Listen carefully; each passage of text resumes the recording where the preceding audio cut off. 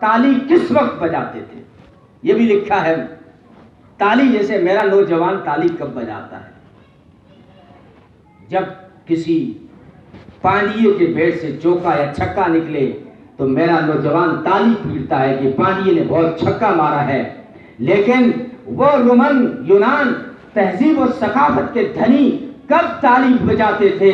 جب کوئی انسان جس انسان کو جب خون خار جانور کے آگے ڈالتا اور انسان کسی سانڈیے کے سینگوں سے گھائل ہو کر جب آخری جو ہے جاں کی عالم میں آخری سسکیاں لے رہا ہوتا تھا، اس وقت 80,000 درشکوں والا اسٹیڈیم تالیوں کی تڑتڑاہٹ اور گڑگڑاہٹ سے گونج اٹھتا تھا.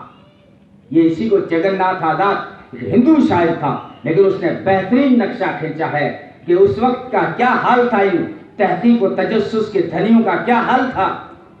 جگن ناتھ آزاد ہندو شاعر ہے، لیکن کہتا ہے یہ وہی یونان جو کبھی کہلاتا تھا تہذیب کی دنیا، آج روئے زمین پر وہی تھا تقریب کی دنیا.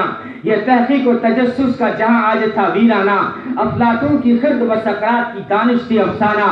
غرض دنیا میں چاروں سمت اندھیرا ہی اندھیرا تھا، نشان نور گن تھا اور ظلمت کا بسیرا تھا کہ دنیا کے افق پر دفعتاً سیلاب نور آیا. جہان کفر و باطل میں صداقت کا ظہور آیا، حقیقت کی خبر دینے بشیر آیا، نذیر آیا. شہنشاہی میں جس کے قدم چومے وہ فقیر آیا. مبارک ہو زمانے کو وہ ختم المرسلین آیا کہ صحاب رحم بن کر رحمت للعالمین آیا. وما ارسلناک الا رحمت للعالمین.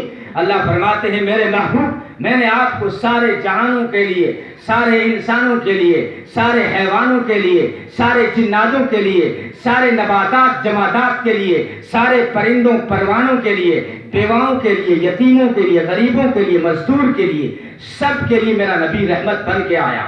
جھاڑو لگانے والے کے لیے میرا نبی رحمت بن کے آیا. امی عائشہ کے سامنے نبی نے جھاڑو اٹھایا، گھر میں جھاڑو صفائی شروع کر دی. ان لوگوں نے بہت بعد میں اٹھایا ہے.